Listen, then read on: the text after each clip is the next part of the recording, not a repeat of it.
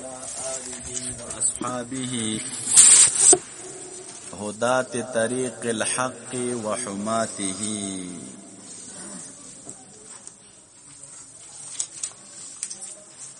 طالبانو دا ځان سره یاد کړئ، پرون مو ویلو چې آل چاته ویلې کیږي او اصحاب چاته ویلې کیږي. دا آل او د اصحاب تعریفونه مو کړي او اصل مو ورته ذکر کړی او چې اصل د آل څه شی دی او اصل د اصحاب څه شی دی. نو دوه قوله و، هغه تفصیل خپل زبان دی تیرو. اوس د دې مسلې وضاحت کوو دي ځکه چې په مابین د آل او په مابین د اصحاب کې کوم نسبت دی. نو د دغه نسبت نه وړاندې موږ او تاسو ته دا خبر پیژندل پکار دی چې آل دوه قسمه دی، یو آل حسبی دی او دویم آل نسبی. د نبی علیہ السلام خپل اهل بیت خاندان دته آل نسبی وای، او آل حسبی چې دی نو تاسو روایت لیدلې دی چې کل تقی و نقی فهو آلی، هر تقی او دا حدیث کې چې بیا نقیین ذکر کی طالبانو، دا نقی د تقی تاکید دی. نقی د تقی څه شی دی؟ د دې کوم ځان ته جدا معنا نه ده. هر تقی نقی چې دی دا څه شی دی طالبا؟ نو دا نبی علیہ السلام فرمایي چې دا زما آل دی. نو چې هر کله هر تقی نقی زما آل شو، تقی هغه څوک دی چې ځان د شبهاتو نه ساتي، ځان د حرامو نه ساتي. نو دا نقی چې ورته تاکید کو، نو نقی به هغه څوک وي چې ځان د شبهاتو د حرامو نه هم ساتي،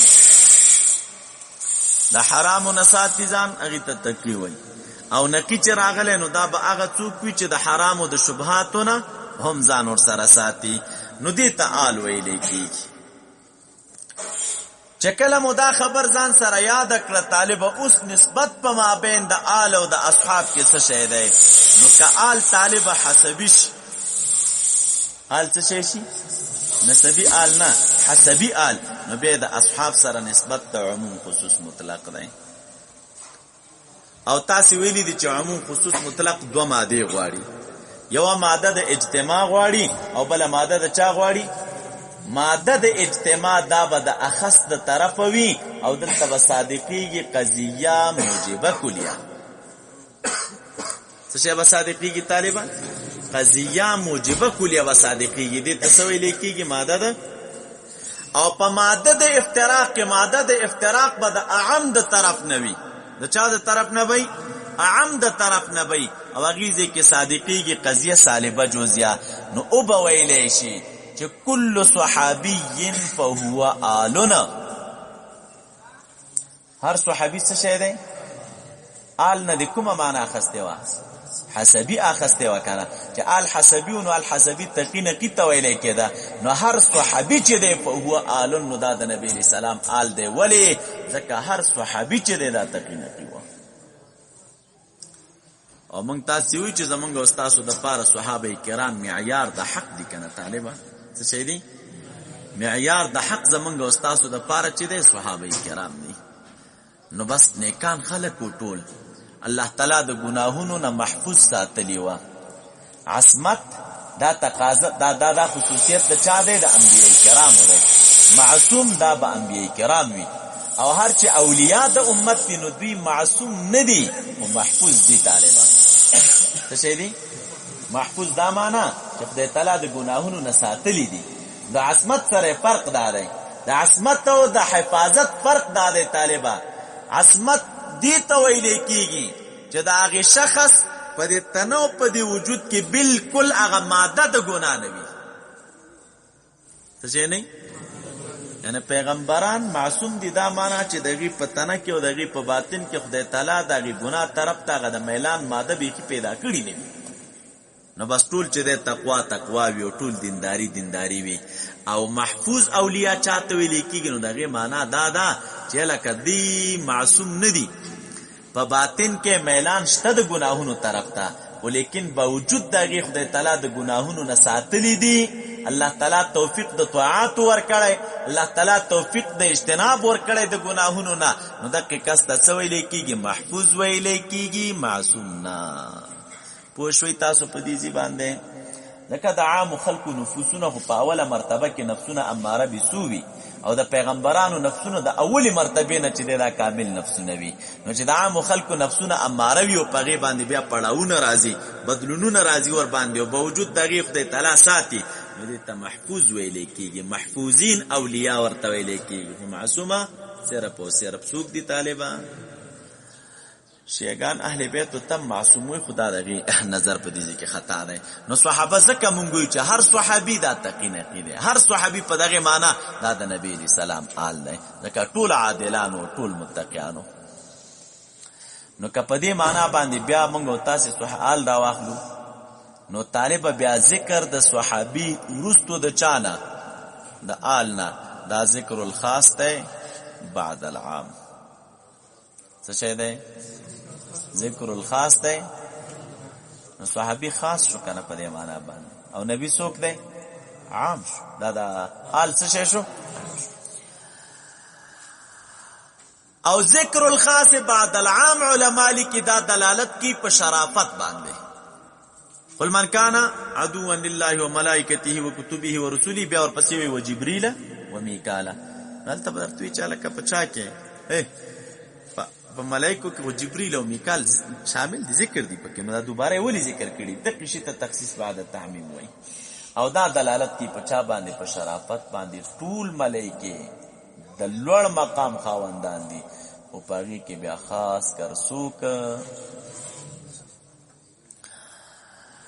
پدې ځی باندې ان شاء الله پوښوي. او د طرف د عام نه صالبه جزء صادقیږي، نو او بوایو چې بعض الآل لیس للصحابیین، بعض آل اصحاب نه دي. بعض آل څه شي دي؟ یا لکه تقی نقی بوي او صحابي بنوي. تقی نقی بوي او صحابي به لکه د دې زمانه اولیاء راوخله کنه. دا په دې معنا چې تقوادار او دیندار دي، نو د نبی علیہ السلام حسبی آل دی، ولیکن څه شي دي؟ صحابه کرام خو نه دي. دا یو خبر اشوا. دویم زی تراش کچیر تعال بمعنى الاولاد سی، آل بمعنى الاولاد، نو بیا اصحاب سره د دین نسبت د عموم خصوص من وجه ده، او عموم خصوص من وجه چې د طالب دا بیا درې ماده غواړي. څه شی غواړي؟ درې ماده غواړي. یو ماده د اجتماع غواړي، او بل ماده د چا غواړي؟ دو ماده د افتراق غواړي. دا عموم خصوص مطلق سمانا طالب مطلق دلته په معنا د کامل سره ده. مطلق په معنا د چا سره؟ دا عموم پکې هم کامل ده، او خصوص پکې هم کامل ده. عموم خصوص مطلق کې عموم هم کامل ده، او خصوص هم څه شی ده؟ دا عموم هم پورا عموم ده، کامل عموم، او خصوص هم څه شی ده؟ کامل خصوص ده. عموم خصوص من وجه سمانا، یعنی پدې کې چې دا عموم او خصوص ده، نو دا مطلق نه ده، کامل نه ده. ورته وګورو نو من وجهن طالب عموم ده، او من وجهن او خصوص هم دغه سي من وجهن ده او من وجهنا. نو بیا په مابین د آل او د اصحاب کې نسبت عموم خصوص من وجه ده. درې ماده غواړي، یو ماده د اجتماع غواړي، او دو ماده د چا غواړي؟ نو په ماده د اجتماع کې صادقیږي طالب موجبه جزئیه د جانبینو نه، او دو ماده د افتراق غواړي، بیا پاری کې صادقیږي څه شی؟ سالبتین جزئیتین. نو داسې تعبیر به مونږ او تاسو وکړو، او به ماده د اجتماع لکه فاطمه، حسن او حسین رضی الله عنهم. نو تب داسې تعبیر وکړي چې بعض الاصحاب، بعض الآل اصحابنا، وبعض الاصحاب آلنا. دو موجبه جزئی دي کنه د دوانو طرفونو نه. بعضی اصحاب څه شی دي او بعضی آل څه شی دي؟ دا خبره څرګنده ده. بعضی اصحاب آل دي، دا معنا چې صحابین دي او د نبی رسول الله اولادم دي. فاطمه رضی الله عنها وګوره، حسن رضی الله عنه وګوره، حسین رضی الله عنه وګوره، آل هم دي بمعنى الاولاد او اصحاب. او بل طرف ته وګوره، بعض الاصحاب آل او بعض الآل اصحاب. امدقه ماده د اجتماع ده. بعض آل اصحاب ده لکه دوی، او بعض اصحاب آل ده اصحاب دي او عالم دي لکه دوی، عالم دي او اصحاب هم دي لکه دوی. دا ماده د اجتماع د دوانو طرفونو نه، او ماده د اجتماع د یو د طرف نه، ماده د افتراق د آل د طرف نه. نو تبا تعبیر اوکې کنه بعض الآل بمعنى الاولاد ليس باصحاب، الک بعض آل چې دا معنا د اولاد سره راواخلو نو دا څه شی دی؟ اصحاب ندي. مثال به څنګه طالبا لکه هغه قریش چې پنن زمانہ کې دي د نبی سلام آل دی، یا لکه سادات چې پنن زمانہ کې دي دا د نبی سلام آل دی، سیدان د نبی سلام آل دی، اوس دی آل دی، ولیکن اصحاب خو ندي کنه. څه شي ندي طالبا؟ نو دا هغه ماده د چا د افتراق د دې طرف نه، او ماده د افتراق د اصحابو د طرف نه. نو ته وایا چې بعض الاصحاب الا ليس بآل، مثال به څنګه لکه خلفای راشدین را واخلا، یا داسې نور صحابه کرام را واخلا، حضرت ابوبکر صدیق رضی الله عنه، عمر فاروق رضی الله عنه، عثمان رضی الله عنه، اصحاب ود نبی علیہ السلام. و آل بمعنى الاولاد خو نو کنه، آل څه شنو طالبا؟ بمعنى الاولاد نو. نو کچرتا آل بمعنى الاولاد را واخلو نو دلته بیا څه شه ده؟ الا فما بین د آل او د چا کې د اصحاب کې نسبت د عموم خصوص من وجه ده. درې مادي غواړي، ماده د اجتماع کې د جانبینو نه قضیه موجبه کلیه صادقيږي، او په ماده د افتراق کې د چانه سالبه جزئیه د یو طرف نه صادقيږي. او کچرته آل الا بمعنى له حسبی واخلو، څه شی واخلو؟ حسبی آل. بیا په مابین د آل او د اصحاب کې نسبت د عموم خصوص مطلق ده. پوه شوي که پوه نه شوي په دې باندې راځي ورپسې دې باندې خبره ختمه شوه. وبعد نورم چا په کې څه وجوهات ذکر کړي دي هغه نه پسې ورتېریږو. وبعد دی ورستو د جملو ثلاثونه، رستو د چانه. نو تاسو ته ما ویلو چې هر کتاب مصنف مشتمل په چا باندې وي؟ په څلورو حصو وي کنه. اوله حصہ پکې خطبه وي، او دویمه حصہ پکې څه شي وي؟ دی باچه وي. څه شي پکې؟ نو دلته د دینه اخواته د حصہ د چا د دی باچه نه. بیا تاسو ته ما ویلو په دی باچه کې چې دی اول دی جواب د چا نه کوي؟ دیو مشهور اعتراض نه کوي، چې هغه اعتراض هم په ماتن وارد وي او هم په شارح وارد وي. نو چون کې دا کتاب شرح ده، دی باچه د چا ده؟ شرح ده. نو شارح را لګيږي جواب کې دا هغه اعتراض نه چې کوم اعتراض په د باندې را واردو، او هغه اعتراض د ترجیح بلا مرجح دی. چا اعتراض دی؟ د ترجیح بلا مرجح دی. اعتراض څه شی دی؟ معترض اعتراض کو چې لکه شارح پتا څه باعث وو چې تراوله کېدلې او تا په دې خاص فن کې کتاب ولیکو، بیا دې چې کتاب په دې خاص فن کې لیکه شرح دی ولیکل، او شرح دی بیا په یو خاص متن باندې لیکل د متن غنورم ډیرو فنون خنورم ډیرو. نو پتا څه باعث چې کتاب دې په دې خاص فن کې لیکو، بیا در باندې باعث شو چې شرح دې په دې متن مخصوصه باندې ولیکلا، او چې بیا هم تراله رګیدلې سره د دینه چې علوم ټول دی او بل سره دا برابر دی په تکمیل د نفس انسانی کې، او تراله رګیدلې نور فنون دی پری کې په دیو پن کې د کتاب لیکلې، او بیا د نور متن پری کې دی په دیو متن باندې د شرح لیکلې دا د ترجیح بلا مرجح کړي دا، او ترجیح بلا مرجح څه شی دی؟ دا ناروا ده، غلط کار دی کړی. نو دی راغې د وبعدون ورستو جواب کوي او بوي چې لکه غلط کار مې نه دی کړی، ترجیح بلا مرجح مې نه دا کړی. مرجح شته، هغه مرجح څه شی دی؟ څه باعث په تا باندې چې تا دا کتاب لیکا؟ وای باعث په ما باندې شرافت د فن یو، او شرافت د متن دا دی. فن کې می کتاب زکولی چې فن ډیر اشرف فن و، بیا مې په دغه خاص متن باندې ځکه شرح ولیکله چې دا متن څه شی دی؟ ډیر اشرف متن دی. ولی شرافت د متن دی په دوه طریقو باندې بیا ثابتای. یو بنفسي په خپل درته وای چې په دې متن کې څه شی دی، ګوره ډیر کې خسته خبرې پکې دي، خسته نکات پکې دي، په دې بنیاد مې په دې متن باندې شرح لیکلې ده. او دویم شرافت د متن درته دوی ثابتای، بیا په شرافت د چا سره؟ د متن سره. الکه دا کتاب چې کوم مولا لیکلی نو هغه عام مولا نه دی کنه، خو د ډېرې لوی مرتبې خاوند دی. دلته به درته وایي چې للامام الهمام و فلان و فلان عمر النصفي، دا دومره صفتونه چې د عمر النصفي کړي، نو مقصود په دې کې څه شی دی؟ الا څه شی دی طالبه؟ شرافت د متن ثابتۍ، فضیلت د متن ثابتۍ، په فضیلت د چا سره د مصنف سره یا فضیلت د مصنف ثابتې د سی تعبیر وکړه په فضیلت د چا سره مصنف سره دا کم کتاب مصنف چې ستا مخې ته پروت دی نو دا اسې چا نه دی لیکلی دا د دومره لوی مولا لیکلی نو دومره لوی مولا چې کتاب لیکلی نو کتاب څه شی وي طالب اعلی کتاب وي که نه او بهترین کتاب وي بیا دغې نه وروستو کله نا کله دوی رالګېږي په دې باچو کې د مصنف نوم هم ذکر کوي کله د کتاب نوم هم ذکر کوي مصنف ته دعاګانې هم کوي کله نا کله اشعار او قصیدې وغیره هم پکې راوړي نو تاسو ته دغه کې تیر دي څه بلا نومېږي خیالي کې به درته راشي هلته ډېر اشعار راوړي کله پکې د باچا صفت کړی چې دا کتاب یې چا ته وسیله کړی چا د پاره یې لیکلی یا چا د خوشحالۍ د پاره یې لیکلی نو هلته بیا په دا خبره په خیالي کې شته دی خیالي مناسب وي چې دا کتاب ما ولیکو د باچا یې پکې اشعار ویلي دي پوره کیسه یې پکې جوړه کړې ده ښه نو راځئ تاسو وبعدو دی وی وروستو د چا نه د جملو ثلاثونه وروستو د چا نه درې جملې مخکې موږ تاسې ذکر کړلې تسمیه وه حمدو څه شی و صلاتو نو اوس دی وی وبعدو طالب حدیثی کې اما بعدو په کارو خود کې چون کې څه شی نه دی ویلی دی چې وبعدو ویلی دی نو ښه کار یې نه دی کړی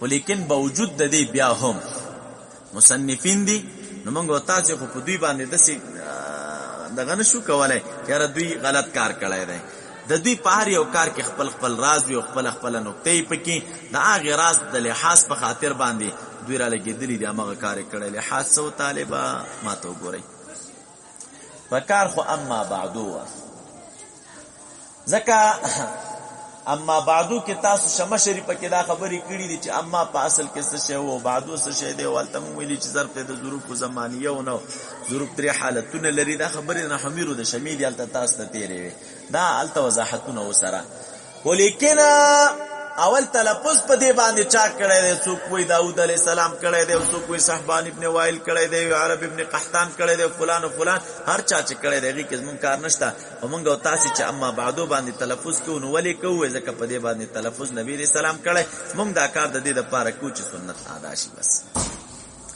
او د نبی علیہ السلام خطبه که منگو تاسی وګورو شته دی خلکو ته لیږلي دي خطوط لیږلي دي خپله مبارک خطبه ویلې ده د حدیثو کتابونو کې شته مشکات کې هم راشي وغیره دا ان الحمد لله نحمده ونستعینه ونستغفره دا د محبوب خطبه وه چې د مبارک ویلې ده ان الحمد لله ان الحمد لله نو بیا چې وروستو کله دا خبرې ختمې دي نو چې بیا راځي نو اما بعدو نبی علیہ السلام ویلې خطوط کې لګلي دي نو په خطوطو کې مبارک اما بعدو ویل ده نو مسنونه طریقه ده چې خلک تلفظ په چا باندې وکي په اما بعدو کې تنها په وبعدو باندې تلفظ ونکي اما بعدو بوي چون کې دالک او اما بعدو ولې نه دی ویل تنها وبعدو ویل دي کې د سرازو نو بس پدې کې طالب صرف لحاظ شو ممارست او تیزی د ذهن د چا د طالب ده چې طالب دې ته متوجي کی چې لکه دلته خو بعدو راغلی دی او بعدو نو رستو فإن راغلی دا فا راغلی دا فا کومه فا ده ها نو دلته ولوی بحر طرف ته متوجي کی د فا اقسام بیا درته علما په کتابونو کې ذکر کوي څوک وی دلته چې دی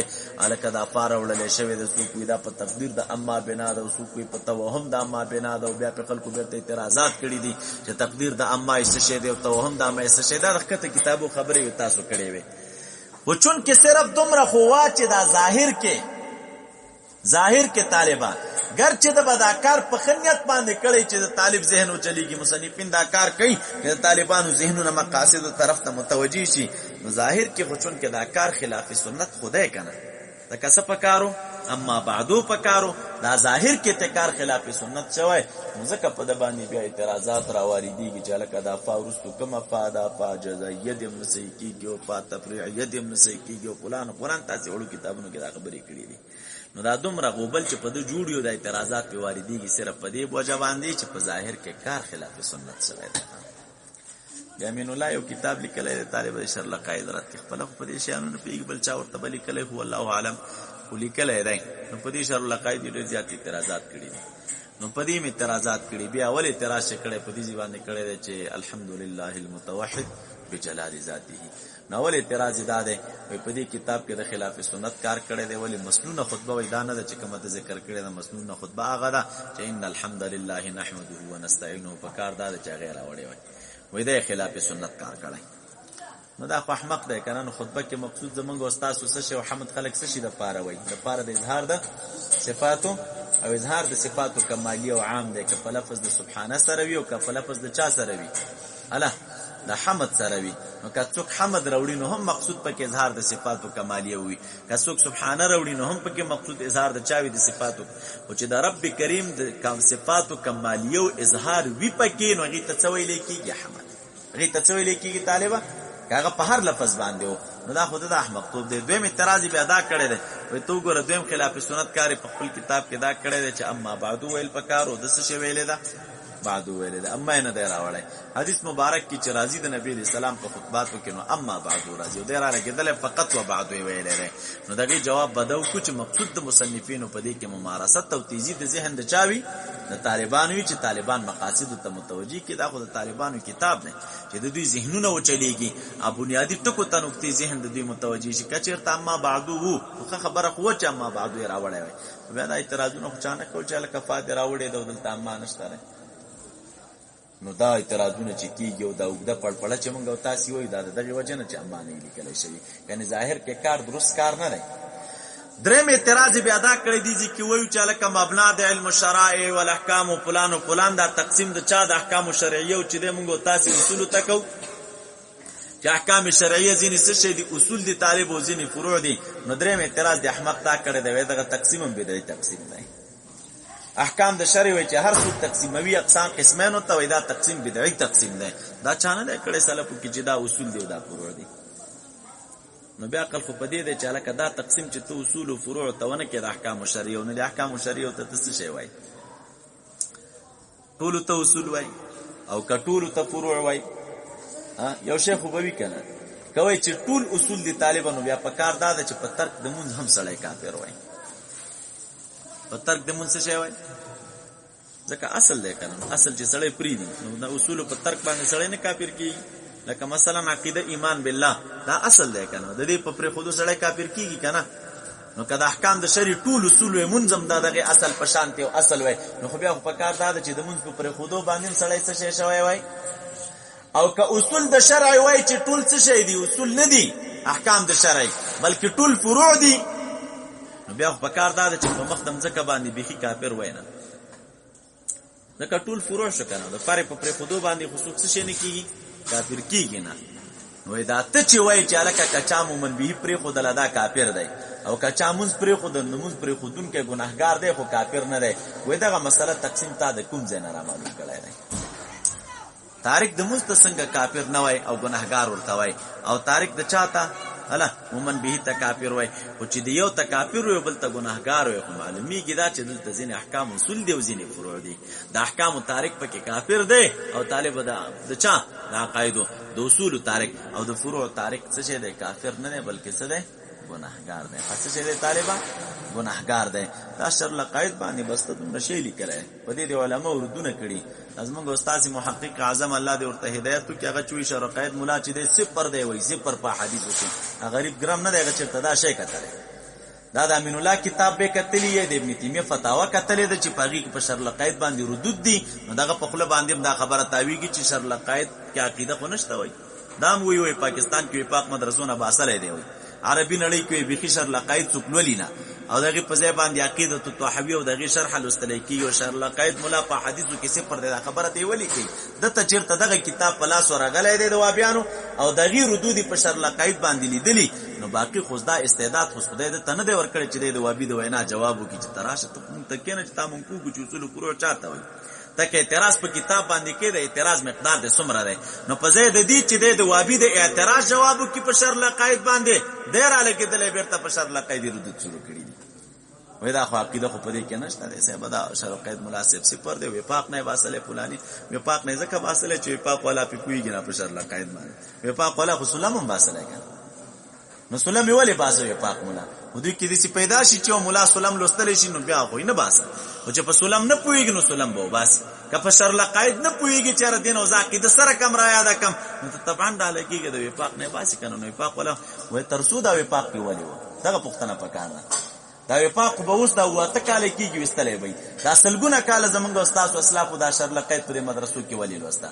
که په دې عقیده نه نو غیلی ونیو چې دی لوستا، کله دین عقیده نزد کېدل نو غیلی ونیو چې دی لوستا. ونه عقیده پکې وا ونه اهل نشته دې ځکه ورته خلک طالب سه پروي نه.